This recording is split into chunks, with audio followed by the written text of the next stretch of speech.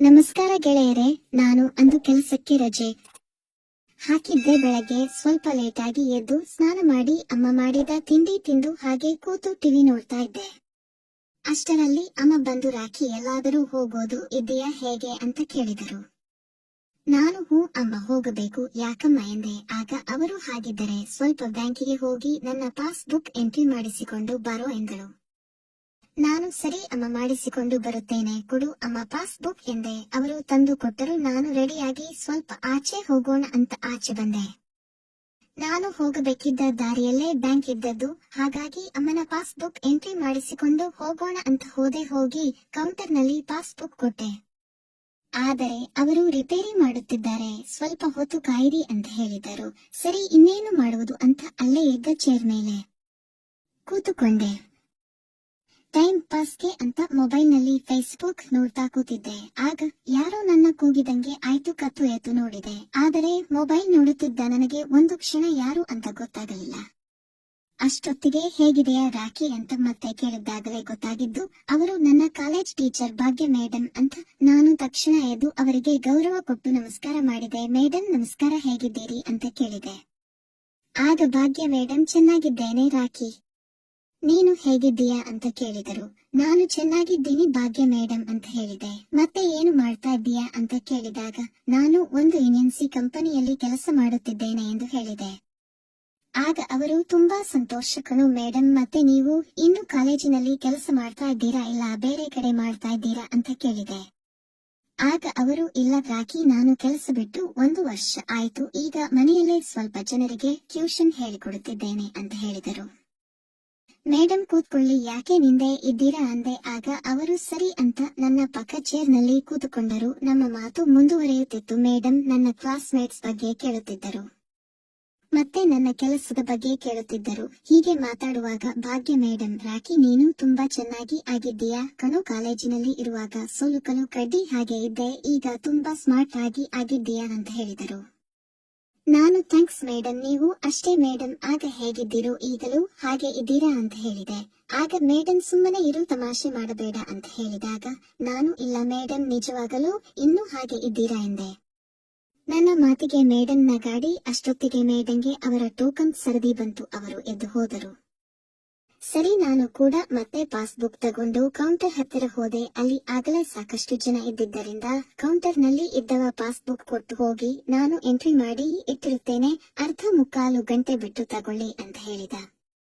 ನಾನು ಸರಿ, ಇನ್ನು ಏನು ಮಾಡುವುದು ಅಂತ ಪಾಸ್ಬುಕ್ ಕೊಟ್ಟೆ. ಅಷ್ಟರಲ್ಲಿ ಮೇಡಂ ಹಣ ಡ್ರಾ ಮಾಡಿ ಆಗಿತ್ತು. ಮತ್ತೆ ಮೇಡಂ ಹತ್ತಿರ ಹೋಗಿ, ಮೇಡಂ ಆಯ್ತಾ ಬ್ಯಾಂಕ್ ಕೆಲಸ ಅಂತ ಕೇಳಿದೆ. ಆಗ ಅವರು, ಹೂ ರಾಖಿ, ಆಯ್ತು, ನಿಂದು ಆಯ್ತಾ ಅಂತ ಕೇಳಿದರು. ನಾನು, ಇಲ್ಲ ಮೇಡಂ, ಪಾಸ್ಬುಕ್ ಎಂಟ್ರಿ ಇನ್ನೂ ಲೇಟ್ ಆಗುತ್ತೆ ಅಂತೆ, ಅರ್ಧ ಗಂಟೆ ಬಿಟ್ಟು ಬಂದು ತಗೊಳ್ಳಬೇಕು ಎಂದೆ. ಆಗ ಅವರು, ಹೂ ಸರಿ, ಹಾಗಿದ್ರೆ ಮತ್ತೆ ಏನು ಸಮಾಚಾರ ಅಂತ ಕೇಳಿದರು. ನಾನು, ಎಲ್ಲ ನೀವೇ ಹೇಳಬೇಕು ಮೇಡಂ, ನೀವೀಗ ಮನೆಗೆ ಅಂತ ಕೇಳಿದೆ. ಆಗ ಅವರು, ಹೌದು ಬಾರ್ ಆಕೆ ನಮ್ಮ ಮನೆಗೆ ಎಂದು ಅರ್ಧ ಗಂಟೆ ಕಾಯಬೇಕು ಅಲ್ವಾ, ನನ್ನ ಮನೆ ಇಲ್ಲೇ ಪಕ್ಕದಲ್ಲಿ ಇದೆ ಅಂತ ಕರೆದರು. ನಾನು, ಇರಲಿ ಮೇಡಂ, ಇನ್ನೊಂದು ಸಲ ಯಾವಾಗಲಾದರೂ ಬರ್ತೀನಿ ಅಂತ ಹೇಳಿದೆ. ಆಗ ಅವರು, ನಾವು ಮತ್ತೆ ಯಾವಾಗ ಸಿಗ್ತೀವೋ ಏನೋ ಪರವಾಗಿಲ್ಲ ಬಾ ಅಂತ ಒತ್ತಾಯ ಮಾಡಿದರು. ನಾನು ಸರಿ ಅಂತ ತಲೆ ಆಡಿಸಿ ನಾವಿಬ್ಬರು ಬ್ಯಾಂಕಿನಿಂದ ಆಚೆ ಬಂದ್ವಿ. ನಾನು ನನ್ನ ಬೈಕ್ ಸ್ಟಾರ್ಟ್ ಮಾಡಿದೆ. ಭಾಗ್ಯ ಮೇಡಂ ನನ್ನ ಹಿಂದೆ ಕೂತುಕೊಂಡು ಅವರ ಮನೆಗೆ ದಾರಿ ತೋರಿಸಿದರು. ಮನೆಗೆ ಬಂದು ಮೇಡಂ ಬೀಗ ತೆಗೆದು ಬಾ ಒಳಗೆ ಅಂದರು. ಒಳಗೆ ಹೋಗಿ ಕೂತ್ಕೋ ಅಂತ ಸೋಫಾ ಕಡೆ ತೋರಿಸಿದರು. ನಾನು ಸೋಫಾದಲ್ಲಿ ಕೂತೆ. ಆಗ ಅವರು, 1 ನಿಮಿಷ ಬರ್ತೀನಿ ಅಂತ ಒಳಗೆ ಹೋಗಿ ಡ್ರೆಸ್ ಚೇಂಜ್ ಮಾಡಿಕೊಂಡು ಬಂದರು. ರಾಖಿ, ಏನ್ ತಗೊಳ್ತೀಯ, ಕಾಫಿನ ಟೀನಾ ಅಂತ ಕೇಳಿದರು. ನಾನು ಟೀ ಅಂದೆ. ಆಗ ಮೇಡಂ, ಸರಿ 2 ನಿಮಿಷ ತರ್ತೀನಿ ಅಂತ ಅಡುಗೆ ಮನೆಗೆ ಹೋದರು. ನಾನು ಅವರ ಮನೆ ನೋಡುತ್ತಿದ್ದೆ. ಅಲ್ಲಿ ಯಾರದ್ದೋ ಫೋಟೋಗೆ ಹಾರ ಹಾಕಿತ್ತು, ಯಾರಿರಬಹುದು ಅಂತ ತಲೆ ಕೆಡಿಸಿಕೊಂಡು ಕೂತಿದ್ದೆ. ಅಷ್ಟರಲ್ಲಿ ಭಾಗ್ಯ ಮೇಡಂ ಬಂದು, ತಗೋ ರಾಖಿ ಅಂತ ತಟ್ಟಿ ಕೊಟ್ಟರು. ಇನ್ನೊಂದು ಕಪ್ ಹಿಡಿದು ನನ್ನ ಎದುರಿನ ಚೇರ್ ಮೇಲೆ ಕೂತರು. ಮೇಡಂ, ಮನೆಯಲ್ಲಿ ಯಾರು ಇಲ್ಲ, ಕೆಲಸಕ್ಕೆ ಹೋಗಿದ್ದಾರಾ ಅಂತ ಕೇಳಿದೆ. ಆಗ ಅವರು, ಇಲ್ಲ ರಾಖಿ ಮಗ US ನಲ್ಲಿ ಕೆಲಸ ಮಾಡುತ್ತಿದ್ದಾನೆ ಅಂತ ಹೇಳಿದರು. ಮತ್ತೆ ಮನೆಯಲ್ಲಿ ಯಾರ್ಯಾರು ಇದ್ದೀರಾ ಮೇಡಂ ಅಂತ ಕೇಳಿದೆ. ಆಗ ಅವರು, ಸದ್ಯಕ್ಕೆ ನಾನೊಬ್ಬಳೇ ರಾಖಿ ಎಂದರು. ನಾನು ಆಶ್ಚರ್ಯದಿಂದ ಮತ್ತೆ ಅಂಕಲ್ ಅಂತ ಕೇಳಿದೆ. ಆಗ ಮೇಡಂ, ಇಲ್ಲ, ಅವರು ಹೋಗಿ 2 ವರ್ಷ ಆಯ್ತು ಅಂತ ಹೇಳಿದರು. ಅಂಕಲ್ಗೆ ಏನಾಗಿತ್ತು ಮೇಡಂ ಅಂತ ಕೇಳಿದ್ದಾಗ ಹಾರ್ಟ್ ಅಟ್ಯಾಕ್ ಅಂತ ಮುಖ ಸಪ್ಪೆ ಮಾಡಿಕೊಂಡರು. ನಾನು ಮುಂದೆ ಏನೂ ಕೇಳಲಿಲ್ಲ, ಸುಮ್ಮನೆ ಟೀ ಕುಡಿಯುತ್ತಿದ್ದೆ. ಆಗ ಮೇಡಮ್ ಮತ್ತೆ ರಾಖಿ ಯಾವಾಗ ಮದುವೆ ಅಂತ ಕೇಳಿದರು. ನಾನು ಅಯ್ಯೋ ಮೇಡಮ್, ಈಗ ತಾನೇ ಒಳ್ಳೆ ಕೆಲಸ ಸಿಕ್ಕಿದೆ, ಸ್ವಲ್ಪ ಟೈಮ್ ಆಗಲಿ ನೋಡೋಣ ಅಂತ ಹೇಳಿದೆ. ಆಗ ಅವರು ಅದ್ಯಾಕೋ ನೀವು ಹುಡುಗರೆಲ್ಲ ಹಾಗೆ ಹೇಳ್ತೀರಾ, ಓದಿದ್ದೀರಾ, ಒಳ್ಳೆ ಕೆಲಸ ಇದೆ, ಮತ್ತೆ ಏನು ನಿಮಗೆ ಮದುವೆ ಮಾಡಿಕೊಳ್ಳೋಕೆ, ನಿನಗೆ ಈಗ ಎಷ್ಟು ವಯಸ್ಸು ಅಂತ ಕೇಳಿದರು. ಆಗ ನಾನು 27 ಮೇಡಮ್ ಅಂತ ಹೇಳಿದೆ. ಆಗ ಅವರು ಮತ್ತೆ ಇದು ಒಳ್ಳೆ ಟೈಮ್ ಅಲ್ವಾ ಮದುವೆಯಾಗೋಕೆ, ಸುಮ್ಮನೆ ಫ್ರೆಂಡ್ಸ್ ಪಾರ್ಟಿ ಮೋಜು ಮಸ್ತಿ ಅಂತ ಬೇಡದ್ದನ್ನ ಮಾಡೋಕೆ ಹೋಗಬೇಡಿ ತಿಳಿತಾ. ಅಯ್ಯೋ ಹಾಗೇನೂ ಇಲ್ಲ ಮೇಡಮ್, ನಾನು ಕೆಲಸ ಆಯ್ತು ಮನೆ ಆಯ್ತು ಅಂತ ಇರ್ತೀನಿ ಅಂದೆ. ಆಗ ಅವರು ನನಗೆ ಗೊತ್ತಿಲ್ವಾ ನಿಮ್ಮ ಹುಡುಗರ ಕತೆ ಅಂತ ಸ್ಮೈಲ್ ಕೊಟ್ರು. ನಾನು ಸುಮ್ಮನೆ ಟೀ ಕುಡಿತಾ ಕೂತಿದ್ದೆ. ಯಾಕೋ rakhi girl friends love give ಏನೂ ಇಲ್ವೇನೋ ನಿನಗೆ ಅಂತ ಕೇಳಿದರು. ಆಗ ನಾನು ಇಲ್ಲ ಮೇಡಮ್, ಅದೆಲ್ಲ ನಮಗೆ ಎಲ್ಲಿ ಇದೆ ಭಾಗ್ಯ. ಆಗ ಅವರು ಯಾಕೋ ಹಾಗೆ ಹೇಳ್ತೀಯ, ಏನಾಗಿದೆ ನಿನಗೆ, ಒಳ್ಳೆ ಮೈಕೈ ತುಂಬಿಕೊಂಡು ಬಾಹುಬಲಿ ತರ ಇದೆಯಾ ಅಂತ ನಗುತ್ತಾ ಹೇಳಿದರು. ನಾನು ಸಂಕೋಚದಿಂದ ಏನು ಮಾತಾಡದೆ ಸುಮ್ಮನೆ ಸ್ಮೈಲ್ ಮಾಡಿದೆ. ಮೇಡಮ್ ಟೀ ಕಪ್ ತಗೊಂಡು ಹೋಗಿ ಅಡುಗೆ ಮನೆಯಲ್ಲಿ ಇಟ್ಟು ಬಂದು ನನ್ನ ಪಕ್ಕದಲ್ಲೇ ಕೂತುಕೊಂಡರು. ಮೇಡಮ್ ನಮಗೆ ಕಾಲೇಜಿನಲ್ಲಿ ಕೆಮಿಸ್ಟ್ರಿ ಹೇಳಿಕೊಡುತ್ತಿದ್ದರು. ಆಗ ನಾವುಗಳು ಭಾಗ್ಯ ಮೇಡಮ್ ಕ್ಲಾಸ್ ಅಂದರೆ ಮಿಸ್ ಮಾಡದೆ ಹೋಗುತ್ತಿದ್ದೆವು. ಯಾಕೆ ಅಂದ್ರೆ ಭಾಗ್ಯ ಮೇಡಮ್ ತುಂಬಾ ಬ್ಯೂಟಿ, ಪಾಠಕ್ಕಿಂತ ಮೇಡಮ್ ಬ್ಯೂಟಿ ನೋಡಲು ನಾವು ಕ್ಲಾಸಿಗೆ ಹಾಜರಾಗುತ್ತಿದ್ದೆವು. ಹೀಗೆ ನಾನು ಒಂದು ಕ್ಷಣ ಕಾಲೇಜಿನ ದಿನಗಳನ್ನು ನೆನಪಿಸಿಕೊಳ್ಳುತ್ತಿದ್ದಾಗ ಭಾಗ್ಯ ಮೇಡಮ್ ನನ್ನ ತಟ್ಟಿ ಎಚ್ಚರಿಸಿದರು. ಹೇ ರಾಖಿ, ಎಲ್ಲಿ ಕಳೆದು ಹೋಗಿದ್ದು ಅಂತ ಕೇಳಿದರು. ನಾನು ಗಾಬರಿಯಿಂದ ಹಾ ಮೇಡಮ್ ಏನಿಲ್ಲ ಅಂದೆ. ಆಗ ಅವರು ಹೇಳು ರಾಖಿ, ಏನ್ ಯೋಚಿಸುತ್ತಿದ್ದೆ ಅಂತ ಕೇಳಿದರು. ನಾನು ಏನಿಲ್ಲ ಮೇಡಮ್, ಕಾಲೇಜ್ ದಿನಗಳು ನೆನಪು ಬಂತು ಅಂದೆ.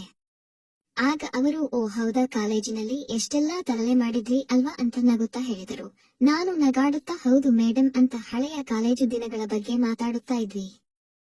ಆಗ ಮೇಡಮ್ ಹಾ ನೀವುಗಳು ಎಷ್ಟು ಪೋಲಿಗಳು ಅಂತಾನೂ ನನಗೆ ಗೊತ್ತು ಅಂತ ಒಂದು ಸ್ಮೈಲ್ ಕೊಟ್ರು. ನಾನು ಯಾಕೆ ಮೇಡಮ್, ನಾವೇನು ಹಾಗೆ ಇರಲಿಲ್ಲವಲ್ಲ ಅಂತ ಸ್ಮೈಲ್ ಕೊಟ್ಟು ಹೇಳಿದೆ.